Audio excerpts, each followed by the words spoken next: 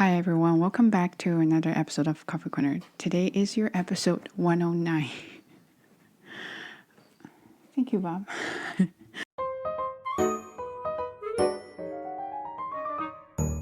So today I'm going to talk about it's hard to give a name about it. It's not really about my English learning journey, but it's more like a journey of my life or a journey of my thoughts towards learning certain things. One of you has asked about how I started learning English and how I improved and how I get to where I am right now. I think it's not only good for me to share my story with you guys to show that, well, you can make improvement, but also more like a self reflection about how I learn or how I've changed my perspectives on learning certain things, especially when it comes to language learning. Anyway, so my enunciation might not be very clear today just because I had my wisdom teeth yanked out 2 days ago. I may not look swollen, but I'm actually quite painful now. Anyway, so let's talk about that. Back to 10 plus years ago, I graduated from university majoring English literature, and also, what is that? Second language acquisition. I didn't really enjoy my learning in university. I felt like it was quite painful because I never really liked English and I didn't understand any of those things and I hated. They asked us to do a book review. I still remember my first book review was Great Gatsby. I hated that story. I still hate the story. I never understood what was going on. I thought that was Bill Gates. Anyway, so of course, back then my reading was terrible. My writing was just like a disaster. I still remember my thesis was talking about of human beings, no, of human bondage or something like that. I forgot, but it was quite philosophical. And I don't know what was wrong with me. I chose the most difficult topic to write about. And of course, my grammar was not as that level as my thought was.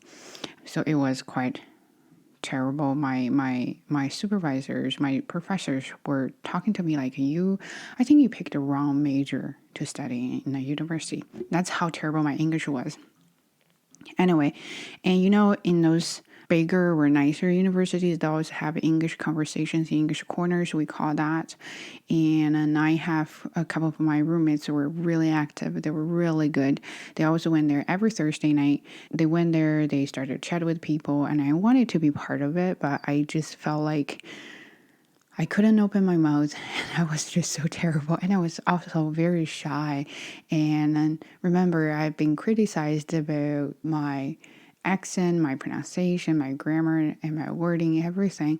I just didn't have the gut to speak out for myself and also, express my ideas in front of everybody. So I was quite quiet in the corner and never really participated in any kind of English conversations. Then I graduated. I was trying to get into a graduate program and tried many times, I mean, a couple of times, and eventually I had to really find a job to live a life while preparing for my graduate program test or things like that. And I got this job in the university and it's like you do prep work for studying abroad, things like that. You do applications, you write personal statements, those kind of things. But also you have to keep in touch with all the universities in other countries. And then I think that was the most challenging thing for me because my listening and speaking were so terrible to the point I just could not understand and could not talk. But that was part of my responsibilities at that job, and then I had to really prepare myself for that because also I'm a kind of perfectionist that I had to push myself to the point that I was able to show my talent, show my skills at work even though nobody asked me to do so. Anyway, I still remember the first call I had was with the University of Melbourne or Sydney, I forgot. Anyways, in Australia, and Australian accent. I love Australian accent. I think they're very cute and very difficult to understand. So I still remember I called this person, a registrar or something. She said, "Hey, how are you?" And those kind of things, just small talk. As soon as she said, "How are you?" my default was, "Fine, thank you, and you." I didn't even think about it. And I said that, and there was a very awkward silence between me and that speaker. And then she laughed. She couldn't help. And then I laughed in an embarrassing way. And I realized that was so typical, so Chinese textbook English. And I had to rephrase myself and put myself together to have that kind of conversation. I said, oh, sorry, this is the thing. And then she said, don't worry about that. And then she asked me about the student's date of birth. But when she said date of birth, she said it very quickly with a very thick accent. I just could not understand. She repeated so many times to the point. She just said, the day when the person was born. And I was like, okay, I got you. Then I gave her the date of birth of the student. But after that, I felt like there was a lack. I don't know lack of what, but there's a lack that I just need to make up for the lack and then really work hard, not for this job, but more for myself, that I realized I never done this for myself in university. It was more about completing a mission at university and then get your degree kind of thing. But realize as a person in this society, you have to be more capable other than just having a degree, right? And then I started to pick up my pace to learn English. My very first enjoyable show was Glee. I loved it so much because it was high school language, it was singing, and a lot of drama there, of course. And in the beginning, I had to have like Chinese subtitles, and then gradually I had the English subtitles, and then I had both, and then just really slowly, very, very slowly, that I started to pick up some of the content without looking at the subtitles. And then I probably watch Glee at least 5 to 6 times, at least. But while I was watching those shows to help me with my listening and speaking, I was also listening podcasts. I think it's BBC Learning English. They have those short conversation of only 3 to 5 minutes. What I was doing was listen to it on a bus or on a walk, just like a commuting time, that I was listening to it. Can you imagine that I had to download it to my back then the old phone, so you had to download all the audios to your phone. So I was listening to that one episode a week or two, that I was trying to remember, catch every single word they said, and then try to remember everything they said, and then repeat everything they said. That really helped me a lot. But also that made me realize that learning language is just a very slow-paced journey that you have to put up with. Sometimes you just can't see the instant results when you start to do it. It's not like you pick it up today and then you're gonna see results tomorrow kind of thing, but you just have to heads down and then just do it until you see it. So that helped me a lot, and I started to move onto different kind of English resources websites. And back then, there are not many resources out there online. I think it was more from Hujiang 英语 and the other one I forgot. So I was listening to BBC, I was listening to VOA. I was just not interested in news. I guess I'm not a very political person, but then I wasn't really interested in literature as well. Then I didn't know what I really liked back then, and that made learning English even harder for me. Just you can't find something to intrigue you to do it, then it's hard to stick to it, right? It's like what I talked about in the previous video about picking up a good habit and sticking to it. You need to find something you like and it motivates you, and then you're more likely to stick to it and make the best use of it. So that's what I was trying to figure out back then.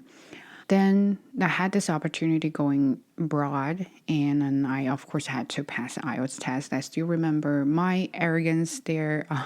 I thought, well, you know what? I was an English major student. I was supposed to have good marks, of course. And I went to take IELTS. It was a epic crash. The best score I got was my reading. It was 6. My writing was 5. I remember my listening was 6 or 5.5. My speaking was 5.5. It was a little bit better than I thought it would be. But anyway, so I got that done, and of course I was very disappointed and upset about the marks. You know how expensive the test is, right? So it was very hard for me to think about that terrible marks, because I had to do that again, which means that would cost another salary to pay for it. And then, well, you know what, you gotta do what you gotta do. So I took another test. It was slightly better but not like, but not to the point that I can't really apply for a master program in another country. I think it was 6.5 on reading, 6 on listening, and still 5.5 on writing, but speaking was, I think, is 6, kind of. Then with the score, I had no choice. I actually ended up going to an ESL school, which I normally actually looked down upon in the past because my students back then, that those students I helped before. Going to an ESL school made me very mad because I thought I was better than that. Anyway, but now when I look back, I don't regret that decision. I think it was the best decision I've ever made. For myself, I think it is necessary to go to an English school before you actually go to a university or college here. That gives you a little bit buffer that'll help you kind of transition from a Chinese education system to a Canadian education system. It's very different. A lot of styles are very different, not only the teaching styles, but also you have to get used to the pace of the teachers talking and also their assignments, the style of the writing and everything. It's more independent than what I thought it would be. But also that's one of the episodes some of you asked about, like, can you do a comparison between the Chinese education and Canadian education? Well, that's a lot of work. I might work on that. Anyway, I still remember my first month at ESL school was also a disaster. I didn't understand my teachers. I have like 3 teachers. And 3 teachers are all white, but they had completely different accents at all. So I didn't understand any of them. And I thought that their accents or their speaking should be like a BBC VOA kind of thing. And then turned it out that everyone has the accent at some point, and someone has a stronger, someone has a little bit weaker ones, but they all have accents, and it was hard for me to understand. And one teacher was talking very quietly, and I could not understand him at all, especially in the afternoon class that I was so sleepy I couldn't just pay even little attention to him when he was talking about grammar. So it was hard, and we had pretty much presentation every week. I love presentation. I hate presentation. I mean, I hate doing presentation because the sake of doing it. But I also love presentation because that's the one who actually made a huge difference on my speaking, and it really helped me a lot. And that's why now when I'm teaching, I encourage my students to do presentations because they would definitely benefit from doing that. Anyway, so presentations were disasters too. I didn't know how to do it. My speaking was terrible. My grammar was like way off the chart. I just didn't know what I was doing there. I spent 2 months learning and then thought I improved a lot, and then switched from a language learning class to a content-based class, which it was a TESOL certificate class, was the first basic one.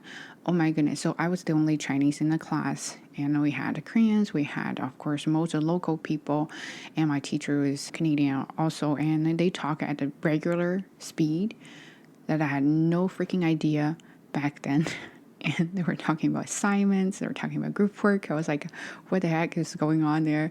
And I had to ask my classmates. But the funny thing is, when I asked my classmates, so my Korean friend, she talked with an accent. I couldn't understand her because she didn't understand the assignment. So I went up to ask my Canadian classmate, and she explained the whole thing. I was like, isn't that what the teacher said? Like, you didn't explain me anything. So anyway, I think it was because I was in a part-time program, and it was 3 months or 4 months, I forgot. I only went there at night, but the first couple of months, oh my goodness, I didn't know how I survived. So after that, they had a second level, which is TESOL diploma, and also they had a business class. So I only had the money to do one course at that time, but I was interested in a business class. So I went to register for TESOL diploma because that's what I wanted to do, and also that would help me with my master program in the future. So the director said, well, I don't need you to pay for it. I want you to be in my business class. Can you like physically do that? And I said, well, I can do it. I just don't have money to pay for it. And then he said, don't worry about money. So he actually let me join the class for free. I was, of course, the best in the business class because I've learned a lot other than just language learning, and then finish that, and then finish my TESOL diploma. But my that back then, the TESOL diploma was first introduced to that school. We only had 4 students. I was the youngest one. I was the only Chinese. Again, they were having the inside jokes that I had no idea about, and it was tough. It was tough, but then I managed to finish everything successfully with the good marks. But also my English went up crazily that I never thought I would be at that level. You know what I mean? So I was quite happy. I think I was lucky when I first came here. I didn't have anyone to speak Chinese with, so it pushed me to speak a lot of English, even though I could not do it. But then I managed to do it. But then this is the academic English environment, right? Everything you do is very academic. You do what you need to do to finish your tasks. But jump out of the classroom and then you go outside, you live your life. It's a whole nother story. It's not about the language you learn from the class. It's about whether you can function in this freaking English speaking country. Then I went to Starbucks. I had to ask my Korean friend about how to order Starbucks. I had to figure out the size wise. It's tall, grande, venti. And I had to figure out what kind of coffee I like.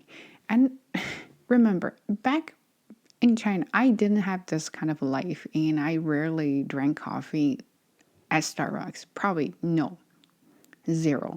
So I came here, everything I learned was really start from scratch, you could say that. I really learned coffee. She taught me there's like a roast, medium roast, and dark roast, blonde, or some sort of things. I had no idea what that meant back then. So I went to Starbucks, talked to the person. I said, well, I want a tall black coffee. And she said, what kind? I was like, okay, what do you mean by what kind? So I hated making mistakes back then. I felt like it was so stupid making mistakes in front of other people. Now turned out that nobody cared about you at Starbucks. They will forget you in a second.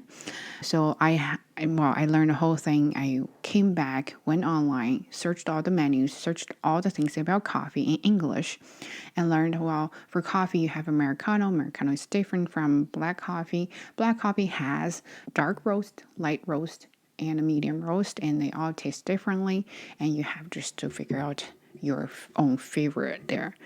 So it took me a while. Then I thought latte would be easier, and then I always order a latte, and it turned out I wasn't quite really enjoying it that much.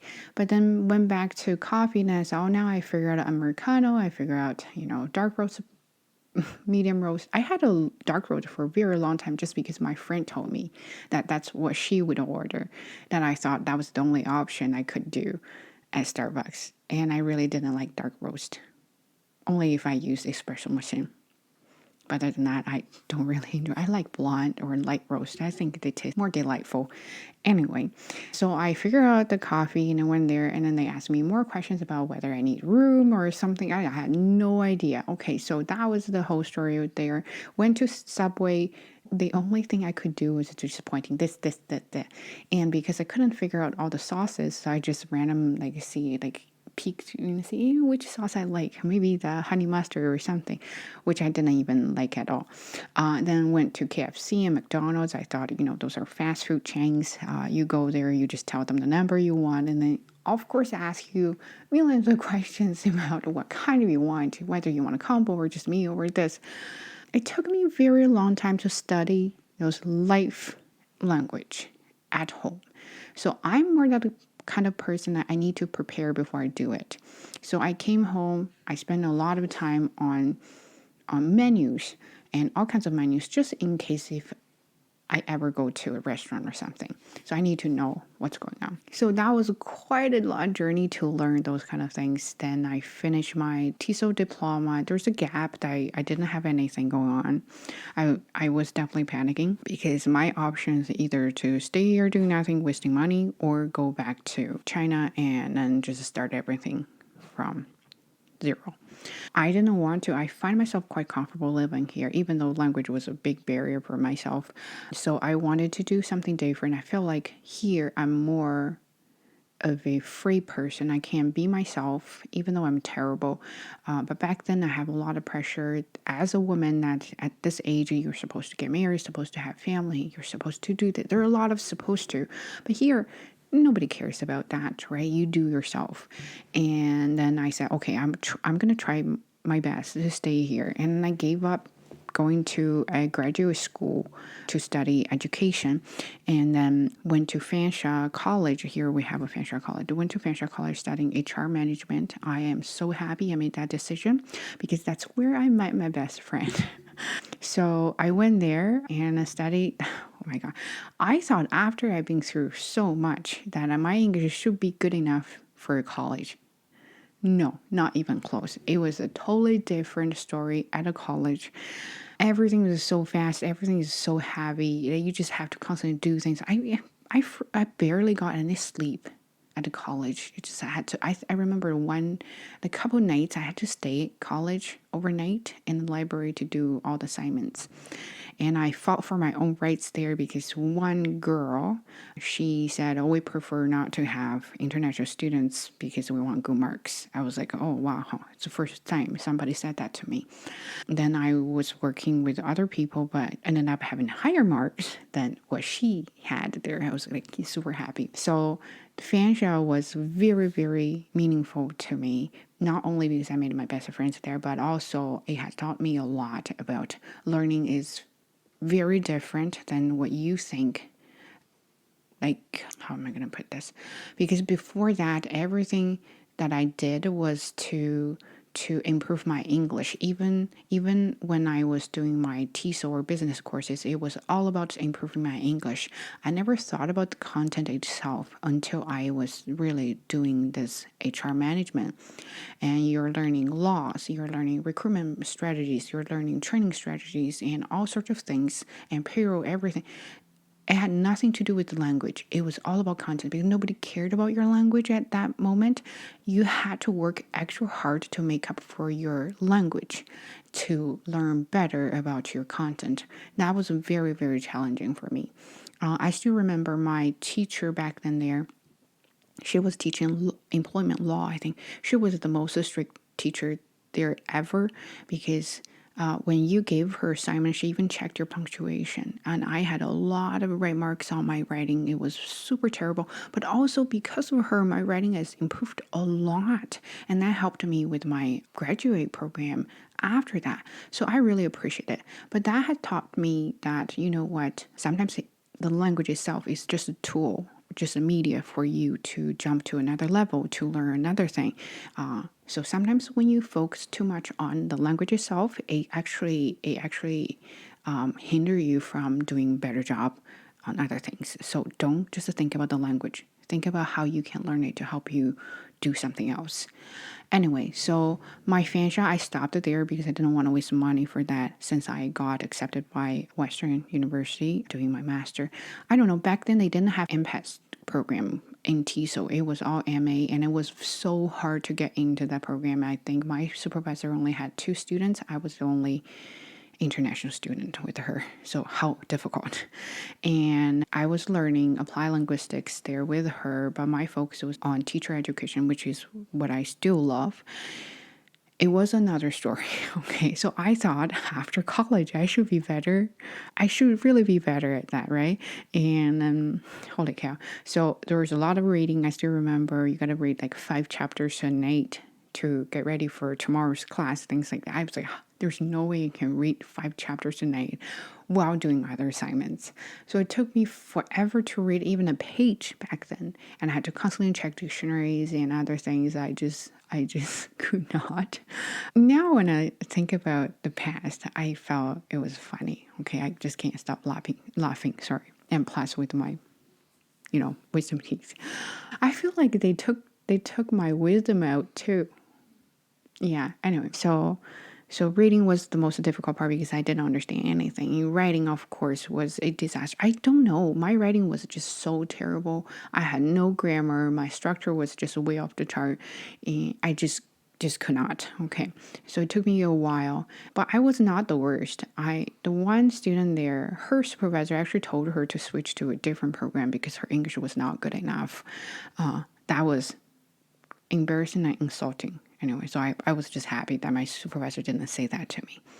Anyway, so went through that, and in the middle of a dissertation, my supervisor got sick, and I had to put off the ideas for a bit because I didn't want to do that with the other supervisors since we already figured out the whole pattern and research framework, everything. And so I had to wait. My master learning journey was quite intensive, but also fun in a different way. I've learned a lot about how actually I can improve my English in a very, very different way. That it helped me with my reading, of course, because my supervisor, she's very strict. She's really nice, but very strict. She's my role model. She has taught me how to write, not deliberately, but I learned it from her. She was so strict with all the, patterns and wording and everything. I learned from her, and all her very intimidating comments that when I read, I had to cringe, or I had to kind of put a blanket over myself to to protect myself from that. So I really appreciate that. And my reading had improved at that moment a lot than I thought. But other than my coursework, I also learned a lot of just daily languages as well. I was trying to watch YouTube videos, and my first YouTube video was a makeup tutorial from Michelle Fan. I think I said this a long time ago, because I had the monkey cheeks when my friend did the makeup on me and said, I can't do this. So I had to learn it by myself. But because I had to buy those makeup products, I had to learn the names of those products. So I went on an English makeup tutorial so I could know, what is mascara, what is eyelash pencil or eyebrow pencil, or those, contour, blushes, lip balm, lip gloss, lipstick, or sorts of things.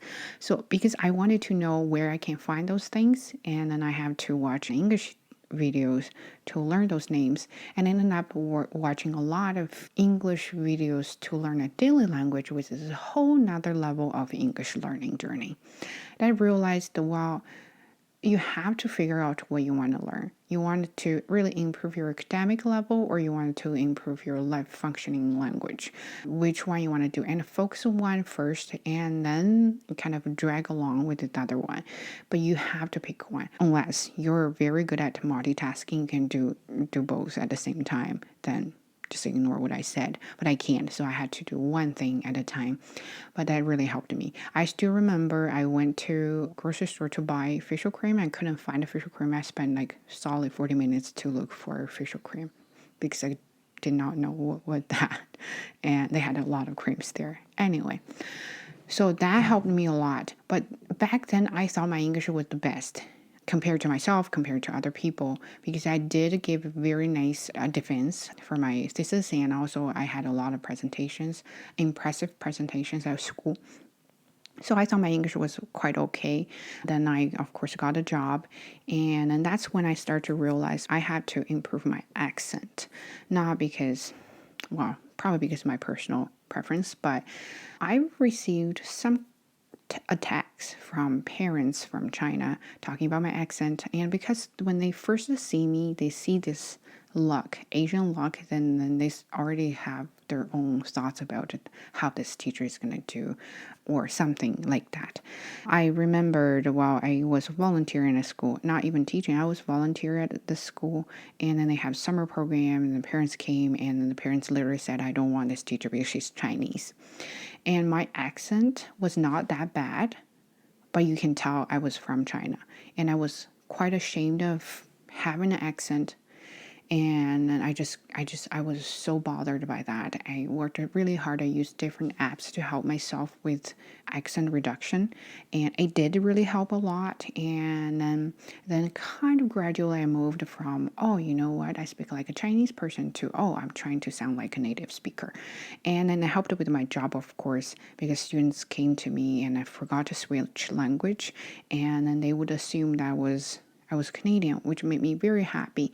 And for a very long time, accent was my focus, and I really want to improve that to get rid of my identity that I was ashamed of, which I didn't know why. I had a struggle there, and I couldn't get rid of that. And every time people mentioned about my accent, I felt upset. I feel like for all the effort I put in, all the care, all the love I put in to reduce my accent, I still have it.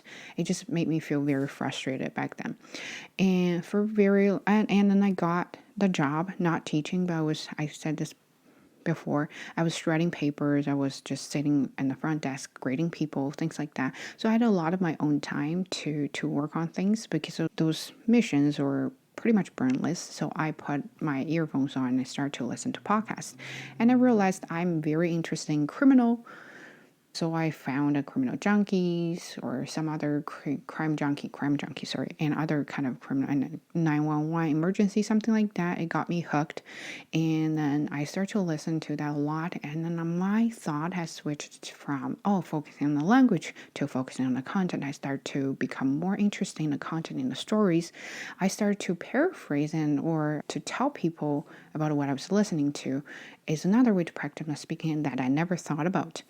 So my listening and my speaking, and even my accent, intonation, the whole style have changed a lot because listening to the podcast. And I realized my style is I have to have a lot of input to give a little tiny bit output.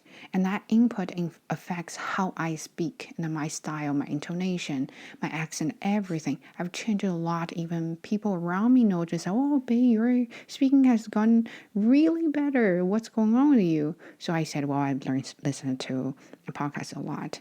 That helped me a lot until I got a second job, and nobody questioned my accent anymore. Nobody questioned my speaking anymore. I was quite fluent back then. I still occasionally make mistakes, but not a big problem anymore. And then I switched. I love my accent. I want people to know that I have a Chinese accent because that's part of my identity, and I'm so proud of now. And people say, well, when you talk, I still can hear you as a Chinese. I was like, yeah, because I'm Chinese. I was not born here. I was not raised here. I just lived here for 10 years. That was all I got here, right? And then I'm proud of my accent. I think everyone should have a unique accent to show who you are. And people know you're unique. And I was like, you know how that kind of thing switched from black to white, switched from day to night kind of thing? That's me. And I realized I am not struggling with my accent anymore. I'm not struggling with my English anymore. I'm more struggling with my grammar. Grammar may be so, but more my wording now, and I want to be able to speak with education. Some people they talk fluently, but you can tell the wording, the word choices are not quite smart there, but you want to talk elegantly. So that's my goal now, is to kind of work on that. But now I read a lot and learn a lot. Just last couple weeks, I realized that when I talk, there are some words I never thought I would use, but I used them. That surprised me. I was like, oh, hey, what's going on? I think, again, for adults learning English, you just have to take in a lot to be able to generate a little tiny bit output there. So that a lot causes a lot of pain, and you're not going to see the instant results, but that will benefit you in the future. So if you ever think about learning any kind of language, don't think about the result you're going to get. Just focus on the moment and focus on what you want right now, step by step, baby step by step, and achieve that. Cheer for yourself and go to another level. So that's my learning journey. Hopefully you enjoyed this episode. Anyway, bye.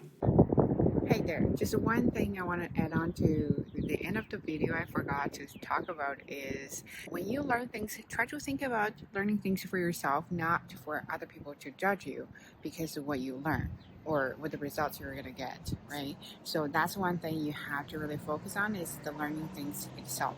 That will really help you a lot. If you are learning English to improve your accent or fluency because this is what other people would think about you, or this is what other people would judge about you, then you're not going to learn pleasantly. So that is one thing that will stop you from learning it. So just one takeaway from what I was talking about in the video.